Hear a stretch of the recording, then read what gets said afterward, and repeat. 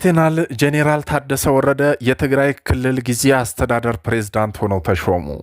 የትግራይ ክልል ጊዜያዊ አስተዳደር የጸጥታ ቢሮ ኃላፊ የነበሩት እና አሁን ፕሬዝዳንት ሆነው የተሾሙት ሌተናል ጄኔራል ታደሰ ወረደ ናቸው። ሌተናል ጄኔራል ታደሰ ወረደ የትግራይ ክልል ጊዜያዊ አስተዳደር ፕሬዝዳንት ሆነው መሾማቸውን ጠቅላይ ሚኒስትር አብይ አህመድ አስታውቀዋል። ጠቅላይ ሚኒስትር አብይ አህመድ በይፋ የማህበራዊ ሚዲያ ገጻቸው ላይ ይፋ እንዳደረጉት የትግራይ ክልል ጊዜያዊ አስተዳደር ምክትል ፕሬዝዳንት ሆነው ሲያገለግል የነበሩት ሌተናል ጄኔራል ታደሰ ወረደ የፕሬዝዳንትነት ስልጣኑን ከአቶ ጌታቸው ረዳ መረከባቸውን ተናግረዋል። ዛሬ በይፋ በሰላማዊ መንገድ በአዲስ ባህል የስልጣን ሽግግር ቅብብሎች ለማካሄድ የተዘጋጀ ፕሮግራም አከናውነዋል ሲሉ የስልጣን ርክክብ መደረጉን አስታውቀዋል። ሰላም ጤና ይስጥልን። የኢትዮ ከረንት የዩቲዩብ ገጽ ተከታዮችና አድማጮች እንደምን አላችሁ?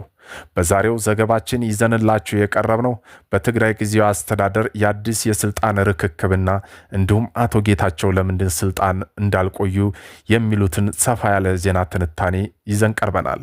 ጠቅላይ ሚኒስትሩስ ምን አሉ? እንዲሁም በትግራይ ያሉት የህወሓት ክንፎችስ ምን ይሉታል? ምን ተፈጠረ? የሚለውን ሰፋ ያለና ትንታኔ ይዘን ቀርበናል። ቤተሰብ ለመሆን ላይክ፣ ሼር፣ ሰብስክራይብ እንድታደርጉ እናሳስባለን። ወደ ዕለቱ ትንታኔ ስናልፍ ይህ ሹመት የተሰጣቸው መጋቢት 12 2025 ዓ.ም የመጀመሪያው የክልሉ ጊዜያዊ አስተዳደር ፕሬዝዳንት ሆነው የተሾሙት አቶ ጌታቸው ረዳ ከኃላፊነት መሰናበታቸው ከተገለጸ ከአንድ ቀን በኋላ ነበር። አቶ ጌታቸው ስልጣን የተረከቡበት ጊዜ 27 አባላት ያሉት የጊዜያዊ አስተዳደሩ ካቢኔ አዋቅሮ የነበረ ሲሆን ከፌዴራል መንግስት ጋር በተደረገ ጦርነት የትግራይ ኃይሎች ሲመሩ የነበሩት ሌተናል ጄኔራል ታደሰ ወረደና የቀድሞ የሀገሪቱ ሰራዊት ኢታማዦር ሹም ሌተናል ጄኔራል ጻድቃን ገብረትንሳኤ በምክትል ፕሬዝዳንት ማዕረግ ተሹመው ነበር።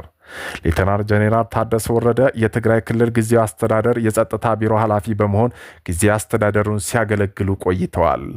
ለ2 ዓመት ያህል በስልጣን ላይ የቆዩት አቶ ጌታቸው ረዳ የህወሓት አመራሮች በሁለት ጎራ መከፈላቸውን ተከትሎ ስልጣናቸው አጣብቂኝ ውስጥ ገብቶ ቆይቷል። በፓርቲው ሊቀመንበር በዶክተር ገብረጽዮን ገብረ ሚካኤል የሚመራው ቡድን በክልሉ የሚገኘው የወረዳና የከተማ አስተዳደር ጽህፈት ቤቶች የተቆጣጠረ ሲሆን አቶ ጌታቸው ረዳ ወደ አዲስ አበባ መጥተዋል። ጠቅላይ ሚኒስትር አብይ አህመድ እርሳቸውን ለሚሾሙት ጊዜያዊ የትግራይ ክልል ፕሬዝዳንት በክልሉ ህዝብ እጩ እንዲጠቁማቸው መጋቢት 17 ቀን 2017 ዓ.ም በኤክስ ገጻቸው ላይ ጥሪ አቅርበው ነበር። ያንም ተከትለው ጠቅላይ ሚኒስትር አብይ አህመድ ዛሬ መጋቢት 30 2017 ዓ.ም ሌተናል ጄኔራል ታደሰ ወረደ የክልሉ ጊዜያዊ አስተዳደር ፕሬዝዳንት ሆኖ መሾማቸውን በይፋ አስታውቀዋል።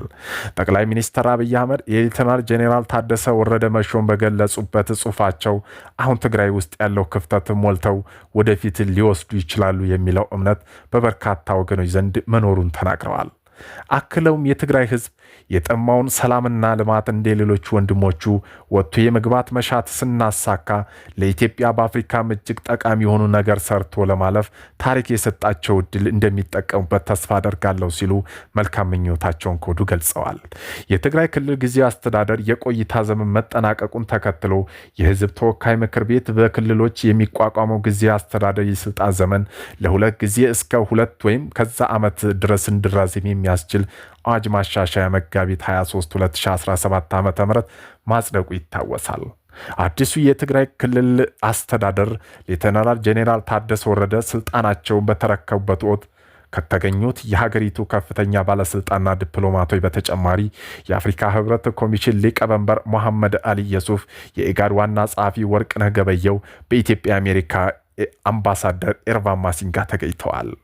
ለ2 ዓመት ያህል በፌዴራል መንግስትና በትግራይ ኃይሎች መካከል በተደረገው ደም አፋሳሽ ጦርነት የመሩት ሌተናል ጄኔራል ታደሰ ወረደ ህወሓት ለ17 ዓመት በዘለቀው የትጥቅ ትግል ወቅት ከተራ ተዋጊነት እስከ ጦር አዛዥነት ደርሰዋል። በክልል ዋና ከተማ በሆነችው መቀሌ የተወለዱ ሌተናል ጄኔራል ታደሰ ወረደ ትምህርታቸውን የተከታተሉት በአፄ ዮሐንስ ትምህርት ቤት ነው። በ1968 ዓመተ ምህረት ወደ ትግል ሜዳ የወጡት ሌተናል ጄኔራል ታደሰ ወረደ ከ1969 ዓመተ ምህረት እስከ 1972 ዓመተ ምህረት በተለያዩ የህወሓት ሰራዊት የአመራር እርከኖች ላይ ተሳትፈዋል።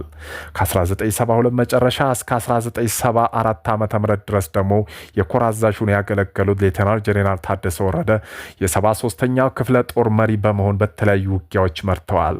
ህወሓትን ከደርግ ወታደራዊ መንግስት ጋር ውጊያ እያደረጉ በነበረት በዚያ ወቅት የ43ኛው ብርጌድ አዛዥ በመሆን በኤርትራ በቀይ ኮከብ ዘመቻ ተሳትፈዋል።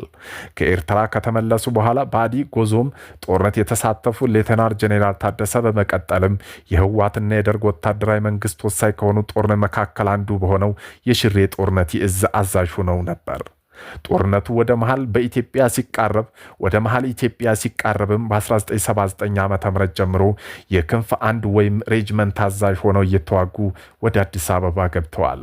በግንቦት ወር በ1983 የደርግ ከስልጣን ከተወገደ በኋላ የደቡብ ምዕራብ አዛዥ ሆነው የተሾሙት ሌተናል ጄኔራል ታደሰ ወረደ በመቀጠልም በ1987 የአዋሽ አርባ ወታደራዊ ማሰልጠኛ ኃላፊ ሆነው ተሹመዋል። በኢትዮ ኤርትራ ጦርነት ወቅት በቡሬ ግንባር የኮር አዛዥ በመሆን የተሳተፉ ሌተናል ጄኔራል ታደሰ ወረደ በመጨረሻም የግንባሩ ዋና አዛዥ ነበሩ። ለ9 ዓመት ያህል የኢትዮጵያ መከላከያ ሰራዊት ማሰልጠኛ ጄኔራል ዳይሬክተሬት በመሆን እስከ 2003 መጨረሻ እስከ 2004 ዓ.ም መጨረሻም ድረስ የግዳጅ ኃይል አዛዥ እንዲሁም በደቡብ ሱዳን የአብዬ ሰላም አስከባሪ ኃይል ተልእኮ ከፍተኛ መሪ ነበሩ። በመደበኛው ጦር ሰራዊት በኮሎኔልነት ማዕረግ የጀመሩት ታደሰ ወረደ በ1991 ብርጋዴር ጄኔራል ሲሆኑ በጡረታ ሲሰናበቱ የሌተናል ጄኔራል ማዕረግን ነበራቸው። ከጠቅላይ ሚኒስትር አብይ አህመድ ወደ ስልጣን መምጣት በኋላ የትግራይ ክልልና የፌዴራል መንግስት ፍጥጫ ውስጥ ሲገቡ የትግራይ ልዩ ኃይል እንዳደራጁ በወቅቱ የትግራይ ክልል መሪ የነበሩት ዶክተር ገብረጽዮን ገብረ ሚካኤል መመረጣቸው ይነገራል። ከዚያ በኋላም ለ2 ዓመት በዘለቀ ደም አፋሳሽ የትግራይ ጦርነት የትግራይ ኃይሎች ዋና አዛዥ በመሆን መርተዋል። ለ2 ዓመት የዘለቀው የትግራይ ጦርነት በደቡብ አፍሪካ ፕሪቶሪያው ስምምነት በተደረገ ስምምነት ከቆመ በኋላ በናይሮቢ የማስተባበሪያ ስምምነት ከኢትዮጵያ የመከላከያ ሰራዊት ኢታማዦር ሹም ፊልድ ማርሻል ብርሃኑ ጁላ ጋር ተፈራርመዋል።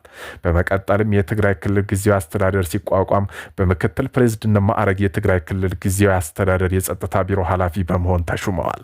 ሁላ ውጣ ውረድ ያሳለፉት ሌተናል ጄኔራል ታደሰ ወረደ ከሀገር ሉዓላዊነት ያፈነገጡ ግንኙነቶችን እንዲያቆሙ የማድረግ ኃላፊነት በእጅጉ ተጥሎባቸው አዲሱ የትግራይ ክልል ጊዜያዊ አስተዳደር ፕሬዝዳንት ሌተናል ጄኔራል ታደሰ ወረደ ከህገ መንግስቱንና ከሀገር ሉዓላዊነት ያፈነገጡ ግንኙነቶችና እንቅስቃሴዎችን እንዲያቆሙ የማድረግ ኃላፊነትን የሚጥልባቸውን የቃል ኪዳን ሰነድ በአደባባይ መፈረማቸው ተገልጿል። የቃል ኪዳን ሰነዱም የቀድሞ ታጣቂዎችን ትጥቅ መፍታት፣ መልሶ መቋቋምና ተግባር በአፋጣኝ እንዲጠናቀቅ የማድረግ ኃላፊነትም ለጊዜያዊ አስተዳደሩ ይሰጣል። ዛሬ ማክሰኞ መጋቢት 30 2017 ዓ.ም የትግራይ ክልል ጊዜያዊ አስተዳደር ፕሬዝዳንት ስልጣን ከአቶ ጌታቸው ረዳ የተረከቡ ሌተናል ጄኔራል ታደሰ ወረደ በአዲሱ ኃላፊነታቸው የሚያከናውኗቸው ተግባራት የዘረዘረ ሰነድ ላይ መፈረማቸው የመንግስት መገናኛ ብዙሃን በሰፊው ዘግበውታል። የ2 ዓመት የቆይታ ጊዜ የተጠናቀቀው የትግራይ ክልል ጊዜያዊ አስተዳደር እንዲራዘም ባስቻለው የህግ ማሻሻያ ላይ የፌዴራል መንግስት ይህንን አይነቱን ተግባር ሊሰጥ እንደሚችል ደንግጓል። ባለፈው ማክሰኞ የጸደቀው የፌዴራል መንግስት በክልል ጣልቃ የሚገባበትን ስርዓት የሚደነግግ አዋጅ ማሻሻያ ካካተታቸው 3 ዋና ጉዳዮች ውስጥ አንዱ በክልሎች የሚቋቋመው ጊዜያዊ አስተዳደር ትኩረት ሰጥቶ የሚሰራባቸው ጉዳዮች የሚመለከት እንደሆነ ይታወቃል። የፌዴሬሽን ምክር ቤት አፈ ጉባኤ የሚያስተላልፉት ውሳኔ ላይ ጊዜያዊ አስተዳደሩ ትኩረት ሰጥቶ ሊሰራባቸው የሚችሉ ጉዳዮች ሊመለከቱ እንደሚችሉ በአዋጅ ማሻሻያው ላይ ሰፍረዋል። ጊዜያዊ አስተዳደሩ ትኩረት አድርጎ እንዲሰራባቸው የሚተላለፉ ጉዳዮች በክልል የፌዴራል መንግስት ጣልቃ መግባት ምክንያት የሆነውን ሁኔታ በዘላቂነት ለመቅረፍ እና ህገ መንግስት ስርዓት ለማጽናት አስፈላጊ የሆኑ ተግባራት እንደሚሆኑ ማሻሻያው በዝርዝር ያስረዳል። ከመንግስት መገናኛ ብዙሃን ዘገባ ጋር የተለጠፉ ምስልና አዲሱ ፕሬዝዳንት የትግራይ ክልል አካታች ጊዜያዊ አስተዳደር የተልዕኮ አፈጻጸም ቃል ኪዳን ሰነድ በተባለው ሰነድ ላይ ፊርማቸው ማኖራቸው ያመለክታል። የቃል ኪዳን ሰነዱ ጊዜያዊ አስተዳደሩ ከዚህ በታች የተዘረዘሩ ኃላፊነት ለመወጣት በሙሉ ኃይልና ትጋት ይሰራል በማለት 8 ጉዳዮች ዘርዝረዋል። በሰነዱ ላይ በቀዳሚነት የተቀመጡት ኃላፊነት የተፈናቀሉ ዜጎች ወደ ቀያቸው የመመለስ ሂደት የሚመለከት ነው። ጊዜያዊ አስተዳደሩ በጅምር ላይ ያለውን የተፈናቀሉ ዜጎች ወደ ቀያቸው የመመለስ ተግባር እንዲጠናቀቅና በቀሪው አካባቢዎችን በፍጥነት እንዲተገበር የማድረግ ኃላፊነት እንደተጣሉበት በሰነዱ ላይ ሰፍሯል።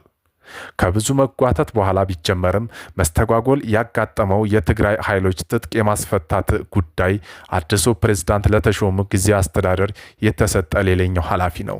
በፕሪቶሪያው ስምምነት መሰረት ትጥቅ የመፍታትና የቀድሞ ታጣቂ የመልሶ ማቋቋም ተግባር መከወን እንዳለበት በሰነዱ ላይ ጠቅሷል።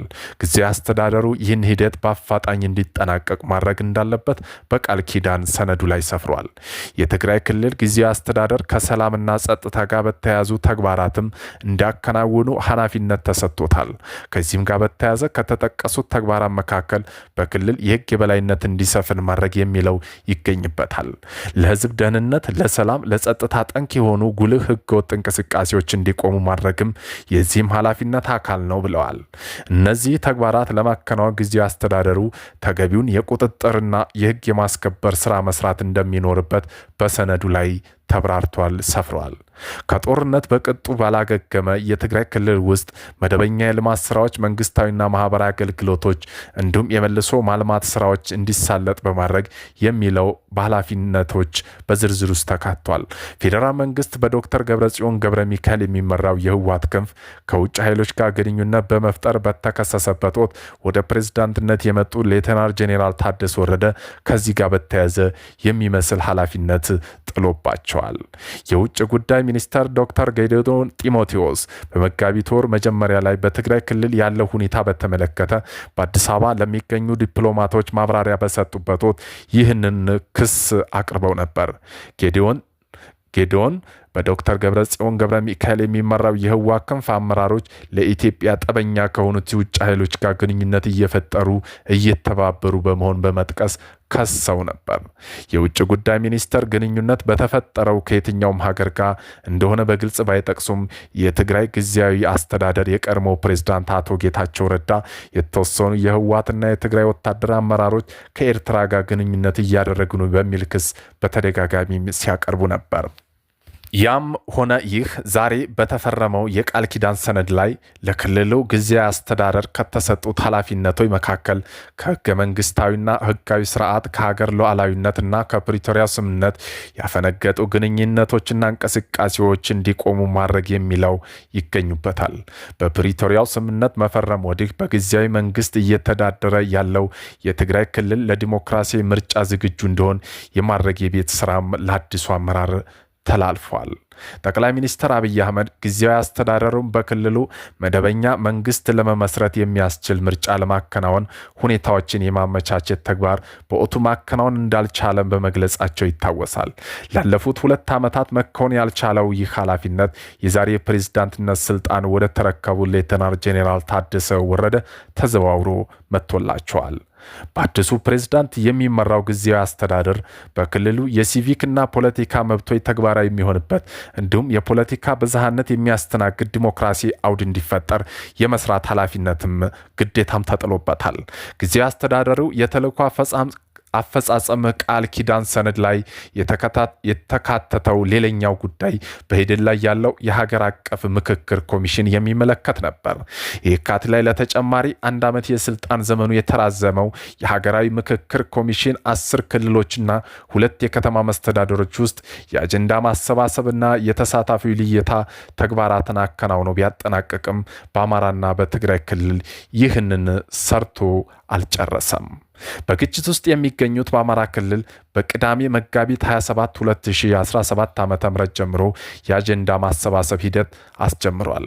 እነዚህ ሂደቶች ያልተጀመረበት ብቸኛው ክልል ትግራይ ውስጥ ነው። ዛሬ ግን በተፈረመው የቃል ኪዳን ሰነድ የክልሉ ህዝብ በተለያዩ ማህበረሰብ ክፍሎችና የፖለቲካ ተዋናይ በሀገር ምክክር ሂደት እንዲሳተፉ ሁኔታዎችን የማመቻቸት ኃላፊነት ለጊዜያዊ አስተዳደሩ ሰጥቷል። በሰነዱ ላይ የተጠቀሱት የመጨረሻ ጉዳይ በክልሉ የሚገኙ የሚዲያና የኮሚኒኬሽን እንቅስቃሴዎች ይመለከታል። በክልሉ የሚገኙ የመገናኛ ብዙሃን እንቅስቃሴዎች የሀገሪቱን ህዝብ ትስስርና መልካም ግንኙነት የሚያጠናክር መሆን እንደሚገባው በሰነዱ ላይ ተጠቅሷል።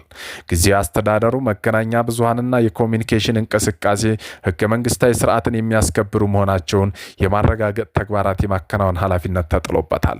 በዚህ ሰነድ ላይ ስማቸው የተፈረመው አዲሱ የአዲሱ ፕሬዝዳንት ሌተናል ጄኔራል ታደሰ ወረደ ፊርማቸውን ያኖሩት ስራዬን ስጀምር ከዚህ ከተዘረዘሩት ኃላፊነቶች በትጋትና በታማኝነት ለመወጣት ቃል ገባለው ከሚል ጽሑፍ ስር ነበረ ይህንን ሁሉ ኃላፊነት የተረከቡት። ወደፊትስ ምን ይሰራሉ፣ ምንስ ለውጥ ይመጣል የሚለውን እርሜ ይስጠን የምናየው ነገር ይሆናል።